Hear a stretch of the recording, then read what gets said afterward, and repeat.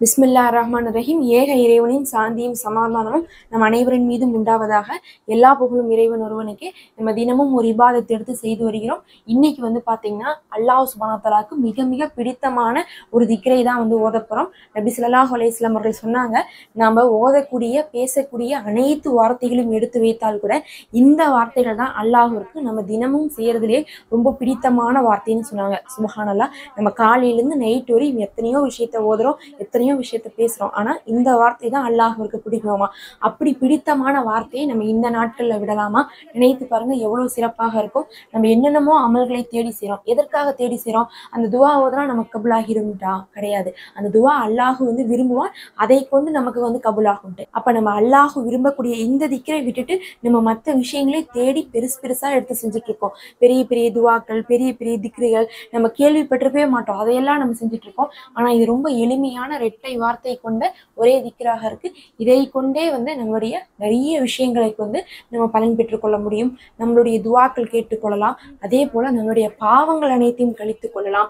மறுமையில இதைவிட நன்மையை நம்ம கொண்டு போகவே முடியாதாமா ஒரு இன்சான். அந்த அளவுக்கு நன்மை மிகுந்ததாக இருக்குது நம்ம திக்ரு. அப்ப இன்மையிலையும் சிறந்ததாக, மறுமையிலையும் சிறந்ததாக இருக்கக்கூடிய திக்ராக இருக்கு. நபி ஸல்லல்லாஹு அலைஹி வஸல்லம் அவர்கள் சொன்னாங்க, இதை ஒருவர் ஓதுறது அப்படிங்கிறது கடல் நுரையளவுக்கு அவங்க அந்த அன்னைக்கு பாவம் செஞ்சிருந்தாலும் கூட அதை கழிச்சு விட்டுரும் அப்படின்னு இருக்காங்க. சுப்ஹானல்லாஹ். பாவங்களின் காரணமா தான் நம்ம துவாவே ஏற்றுக்கொள்ளப்பட மாட்டேங்குது. அந்த பாவத்தையவே கழிக்கக்கூடியதாக இந்த திக்ர் இருக்குன்னா அது எவ்வளவு மதிப்பாக இருக்கும். அதே போல நாக்குல சொல்றதுக்கு ரொம்ப எளிமையா இருக்கும். ஆனா மீஜான் தரஸ்ல ரொம்ப கனமாக இருக்கும்னு சொல்லி நபி ஸல்லல்லாஹு அலைஹி வஸல்லம் அவர்கள் இந்த 2 திக்ரை சொல்லியிருக்காங்க. அதுதான் சுப்ஹானல்லாஹி வ பிஹம்திஹி அப்படின்னு சொல்லக்கூடிய திக்ரு. 2 வார்த்தை, ஆனா நாக்குல சொல்றதுக்கு ரொம்ப இலகுவாக இருக்கு. எல்லாவற்றுக்கும் மேல இதை நாம மட்டும் ஓதல, மலக்குமார்கள், ஜின்கள், விலங்குகள், பறவைகள்னு சொல்லி எல்லா படைப்புகளும் அல்லாஹு இந்த திக்ரை ஓதிதான் துதி செய்றாங்க. அல்லாஹு எல்லா இனங்களும் எல்லா படைப்புகளும் தன்னை போற்றுவதற்காக தேர்ந்தெடுத்த திக்ருனா இந்த சுப்ஹானல்லாஹி வ பிஹம்திஹியா தான் இருக்கு. அல்லாஹு பரிசுத்தமானவன், புகழ் அனைத்தும் அல்லாஹ்விற்கே அப்படிங்கிறதா இதனுடைய அர்த்தம். இந்த 2 வார்த்தை இருக்கு பாருங்க, பரிசுத்தமானவன், புகழ் அனைத்தும் அல்லாஹ்விற்கே. இந்த 2 வேற யாருக்குமே பொருந்தாதுன்னு தான் நம்ம சொல்லணும். எல்லாரை விடவும் அல்லாஹ் மட்டும்தான் புகழுக்கு தகுதியானவன். எல்லாரை விடவும் அல்லாஹ் தான் தூய்மையானவன். யாருடைய தேவையும் எப்போதும் அல்லாஹ்விற்கு இருந்ததே இல்லை.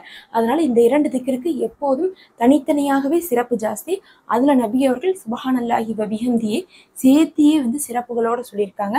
இன்னும் சொல்ல போனா இந்த திக்ரை நீங்க காலையில ஓதுங்க, மாலையில ஓதுங்க. சில அறிவிப்புல வந்திருக்கு. சில அறிவிப்புல பொதுவாக ஒரு நாளைக்கு 100 முறை ஓதுங்கன்னு வந்திருக்கு. அப்ப குறைந்தபட்சம் ஒரு நாளைக்கு 100 முறை ஓதுங்க. முடிந்தால் 200 முறையாக ஓதுங்க. அதுவும் சிறப்பான நாட்கள்ல வாய்ப்புகளை விடாதீங்க. இதை ஓதி அந்த நன்மையை பெற்றுக்கொள்ளுங்க. மீஜான் தராசுல அவ்வளோ கனமானதாக இருக்குன்னா நல்ல நாட்கள்ல இதை விட்டு நம்ம அதிகமான அமல்கள் கூட நமக்கு செய்யறதுக்கு நேரமும் இருக்காது. இப்ப இந்த திக்ரை தான் நம்ம 100 முறை ஓதப்போம். வெறும் ஒரு 4-5 நிமிஷம் தான் ஆகும். அதுக்கு மேல ஆகவே ஆகாது. ஏன்னா 100 முறை ஓதினாலும் இது ரொம்ப எளிமையாக இருக்கிறதுனால ஈஸியா எல்லாருமே ஓதிடலாம். இப்ப நம்ம கேட்ட கையோடு அனைவரும் சேர்ந்து ஓதுவோம். நீங்க இதை வளமையாக ஓதி வரக்கூடிய பழக்கத்தை ஏற்படுத்திக்கோங்க. எதையும் கேட்ட உடனே செய்யுங்க. அப்பதான் அதன் மீது உங்களுக்கு இருக்கக்கூடிய ஆர்வத்தை அல்லாஹ்விடத்துல நம்ம காட்ட முடியும். தீனுடைய விஷயம் எனக்கு தெரிஞ்ச உடனே நான் செஞ்சுட்டேன். அப்ப இத்தனை நாள் இந்த விஷயம் எனக்கு தெரியாம இருந்துச்சு, இல்ல இத்தனை நாள் நான் கொடுக்காத முன்னுரிமை நான் கொடுத்துருக்கேன், அதனால என்னுடைய தேவைகள்ல நீ முன்னுரிமை கொடுன்னு சொல்லிட்டு அல்லாஹ்விடத்துல நம்ம வலியுறுத்தி கேட்க முடியும். அதனால இபாதத் விஷயத்துல தாமதப்படுத்தாம உடனுக்குடனே நீங்க செய்ய பாருங்க. அதனாலதான் நம்ம கையோட ஓதி போறோம்.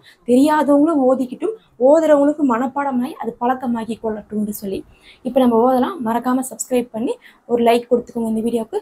மற்றவங்களும் பார்த்து பலனடையட்டும். வாங்க சேர்ந்து ஓதலாம். பிஸ்மில்லாஹிர்ரஹ்மானிர்ரஹீம்.